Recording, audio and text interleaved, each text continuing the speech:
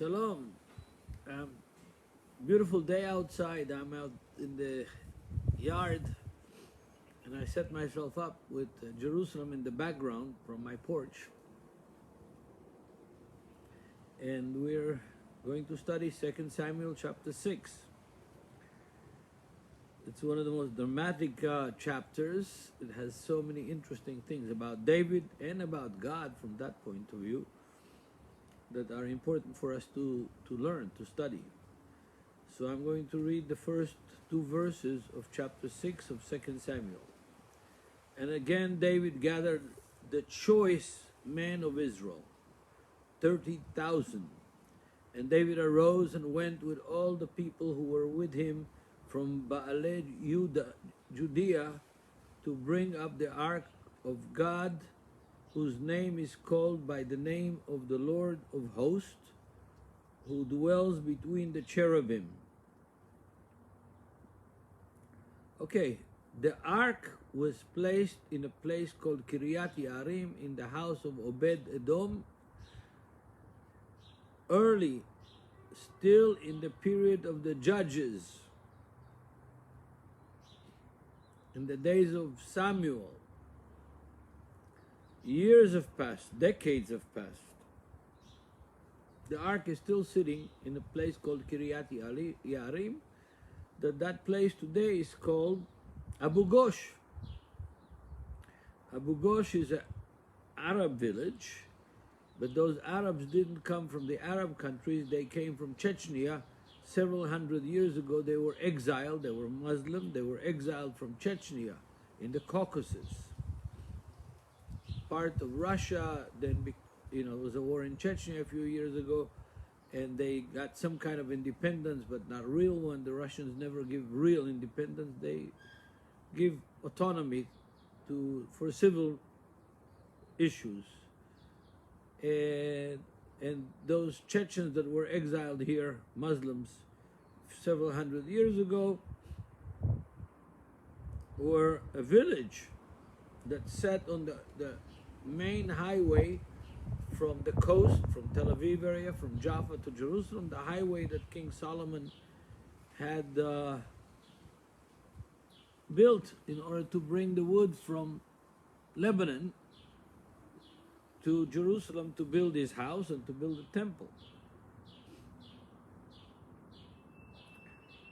So on that road, this village of Abu Ghosh, the Arab name, or the biblical name Kiryat Yarim, was the Ark of the Covenant, located in the house of Obed Edom. The fascinating thing is that in this text, in 2 Samuel chapter 6, we're going to see some really interesting things develop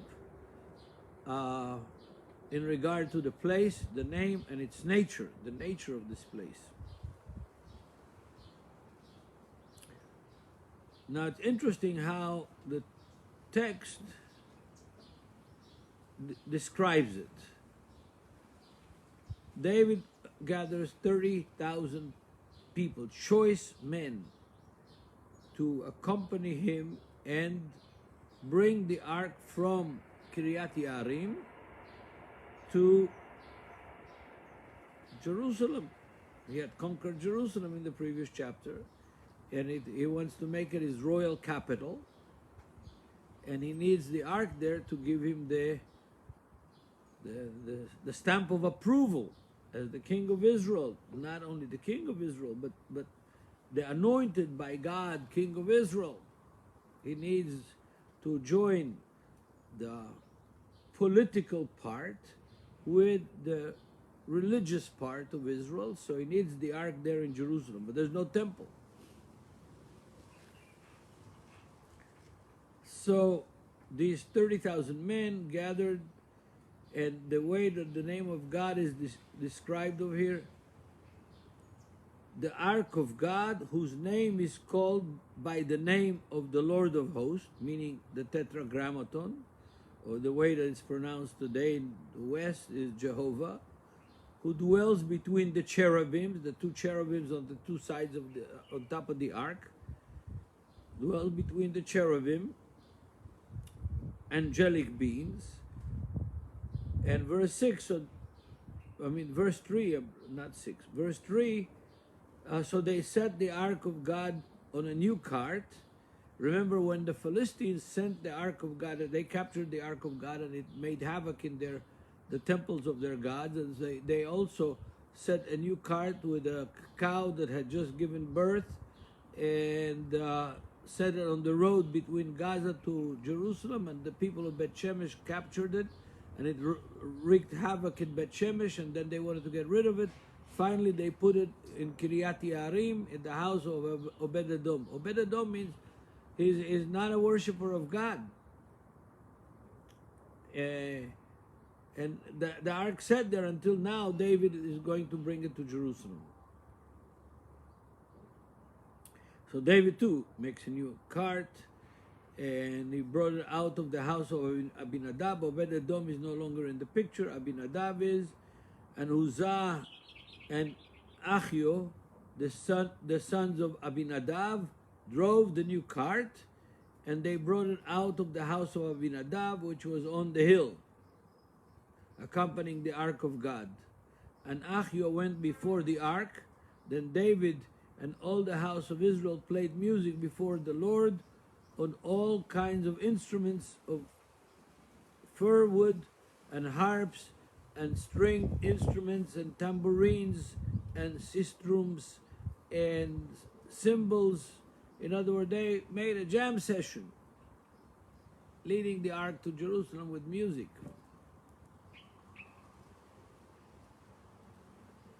And when they came to Nachshon's threshing floor has to be up on the hill. Okay? We don't know where Nachshon's threshing floor was, but when you come down of the hill of Kiryat Yearim, then you go down the hill, you go to a spring called today Aquabella. Oh no, the Crusaders called it Aquabella. Today it's called Ein Chemed. We just had a picnic there a couple of weeks, 10 days ago with the congregation. Aquabella, it's an ancient spring. It still flows water. The water is artesian. It's coming from under the ground, and it flows all year round. And it's been flowing for many years, thousands of years, literally. And so you get down there, then you go uphill, pretty steep hill. It's called the Castle Hill, the hill of the castle. The Crusaders built a castle on it. Before that, the Romans had a castle on it. It's a steep hill. So they already made the hill up the hill to the threshing floor. Threshing floor is also always on the top of the mountain. They made it up to the top of the hill, and Uzzah put out his hand to the ark of God and took hold of it, for the oxen trembled. No, for the oxen tumbled. That means that they started down the hill toward Jerusalem, because you have several hills to get to Jerusalem. Each one is higher than the other. And Uzzah saw that the oxen tumbled and stretched out his hand to touch the ark, to stabilize the ark. Then the anger of the Lord was aroused against Uzzah, and God struck him there for his error. And he died there by the ark of God. And David became angry because of the Lord's outbreak against Uzzah. And he called the name of the place Peretz Uzzah to this day. At whom was David angry? He was angry at the Lord. He was angry at the Lord. And didn't understand why God would kill a person for trying to touch his ark and stabilize it from falling down. That's an interesting story. It's similar to the story of the sons of Aaron that brought strange fire to the altar, and fire from heaven came and devoured them alive. In this case, Uzzah touched the ark to stabilize it from falling because the oxen were stumbled.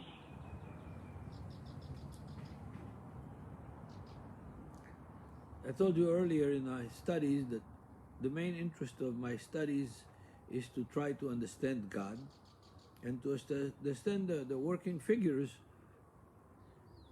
in the biblical narrative.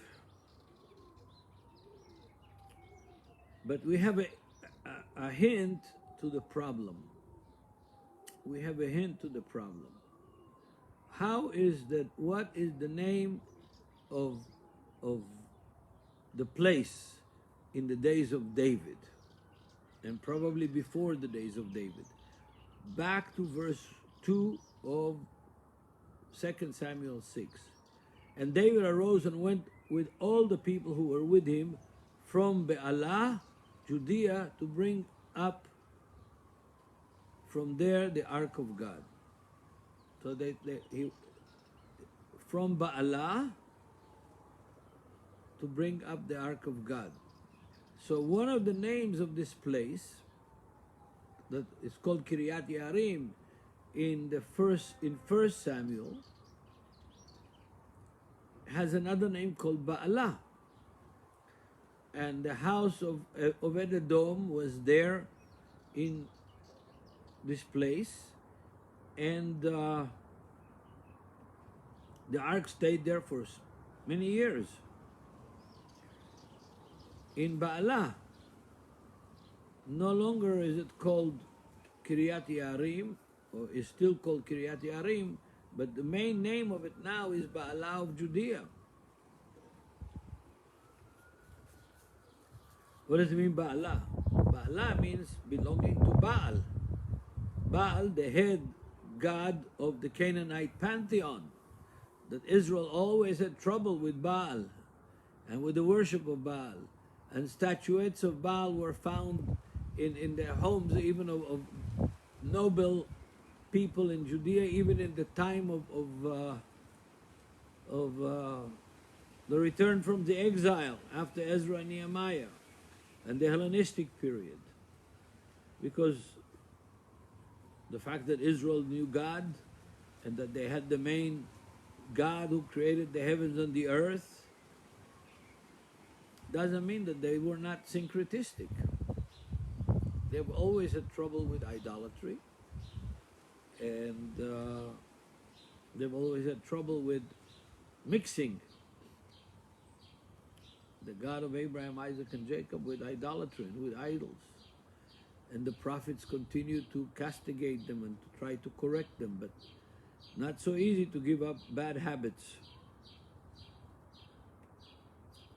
So David is angry with the Lord that Uzzah died. Uzzah was an Israelite. Well, depends how you define Israelite. Was he a faithful Jew? No, he was the person, the son, the two sons of the guy who owned the house where the ark resided in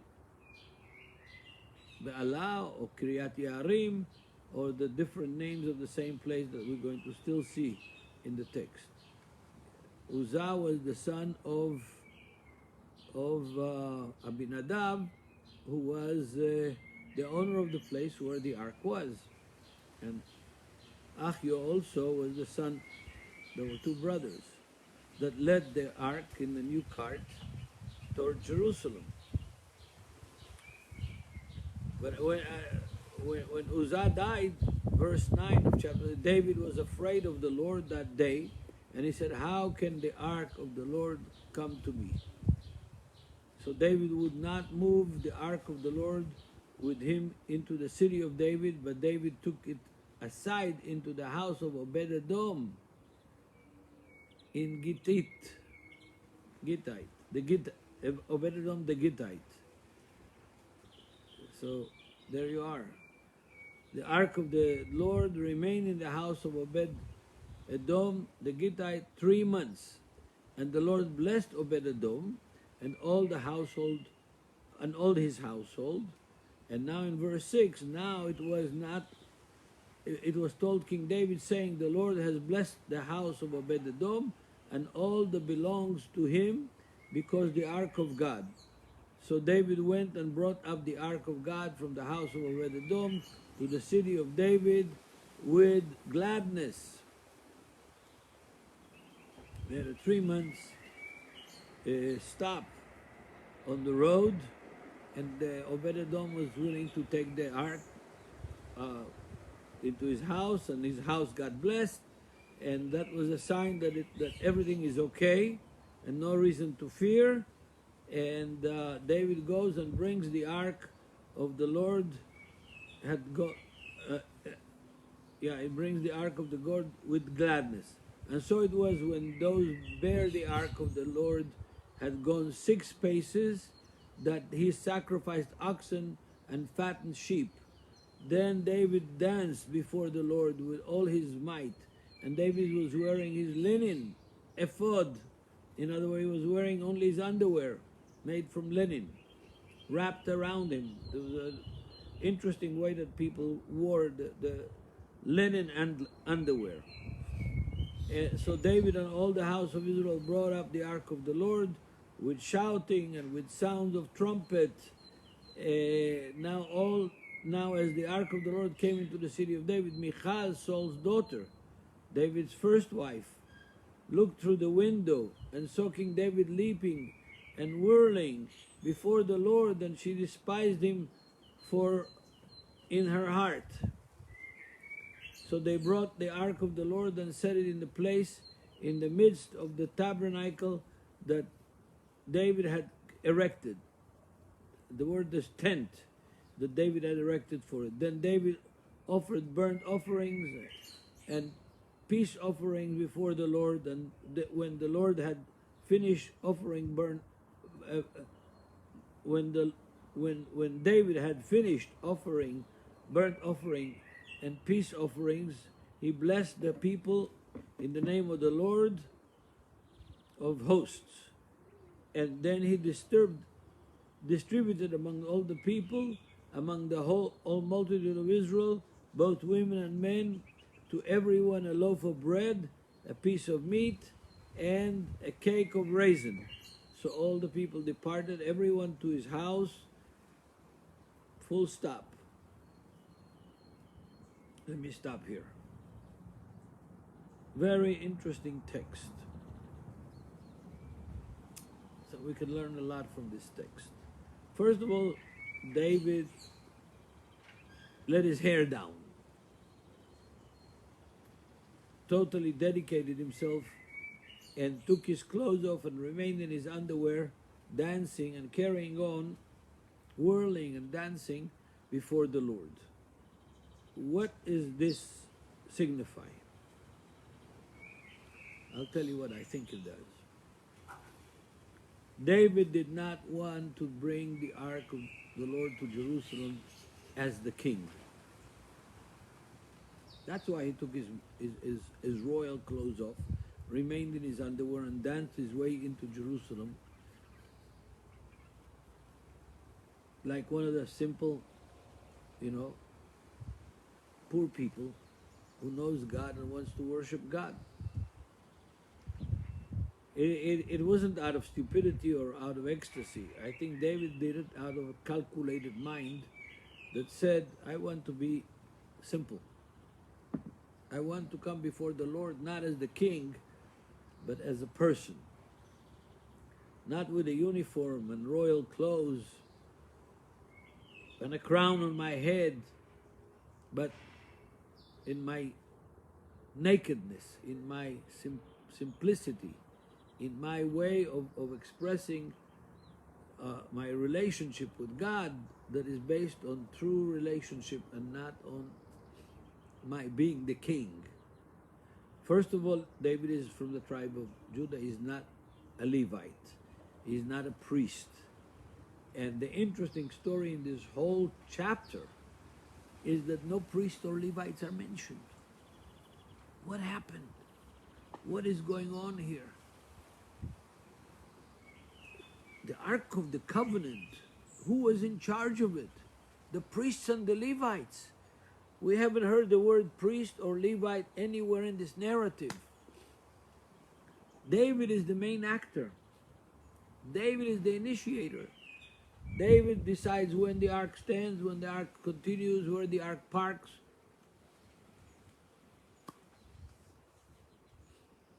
I think David has taken over the institution of the priesthood and the Levites under his umbrella, under his auspices. We saw that earlier in 1 Samuel when he goes to Nob and he takes the bread that was baked on Shabbat to feed his people. He lies to the priest and he takes the sword of Goliath. He says that I don't have a sword, I need the sword, and the priest gives it to him. I mean, yeah, and from that, and then Saul comes and kills the priest, and his son becomes a priest in David's camp, a private, homemade priest, so to speak, by David, for David's people, while David is still running away from King Saul. All these things are amazing, in my opinion. They're truly, truly amazing to see them. David is taking over Israel. He's the king of Israel now, and he does what he wants to do. Also religiously, not only as the secular king. He's the anointed one of God, and he feels ownership over every aspect of Israel's existence. And he blesses the people. He gives them bread, each one bread and meat from the multiple sacrifices that were offered on the altar in Jerusalem that was prepared beforehand. It's not something that you bring the ark and you don't have a place to put it. He prepared the tent of David that Isaiah years later, hundreds of years later, is talking about. The tent of David. Amos says that God will restore the broken down tabernacle of David, tent of David. And this serves in Acts chapter 15 as the excuse not to force the Gentiles to circumcise, but to send them to the synagogue to hear the word of God read on the Sabbath day. That same text from Amos chapter 9 verse 11. God's promise to restore the broken tabernacle of David in Jerusalem, not only for the Israelites and for the Jews, for all the nations, for all men. That prophecy from Amos.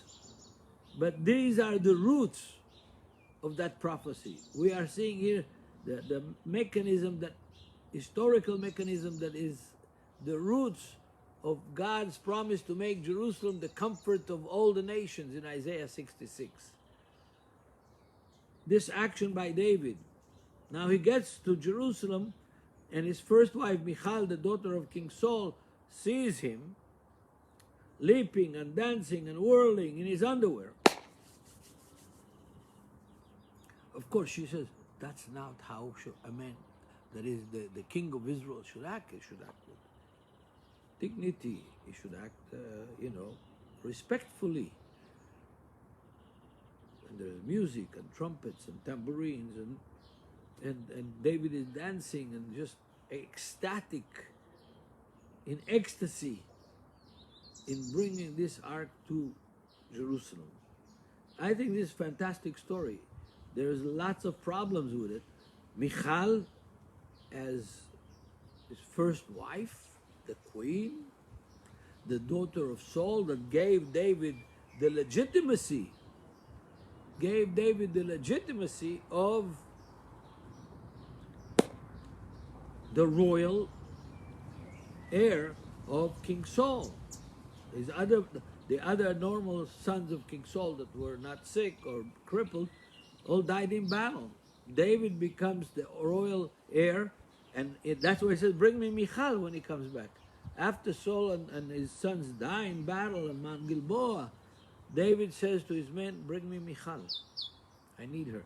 I'm never going to go to bed with her because of what she did, but I need her. Bring her. Yeah, so this text is for me, is fascinating. It has so many hints of importance. And the way that God respects David. God doesn't reprimand David. The prophets, Gad and Nathan, that was the royal prophets of King David that went along with him while he was running away from Saul, they would reprimand David for sinning. But no, in this case, no, he doesn't get reprimanded for sinning, even though he danced in his underwear.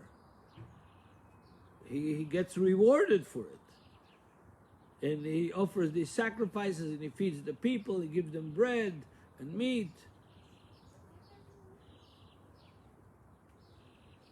And a cake of raisins, dessert even. You know, not only meat and bread, but also dessert. So all the people departed, everyone to his house. Everybody went happy to his house. David returned to bless his household.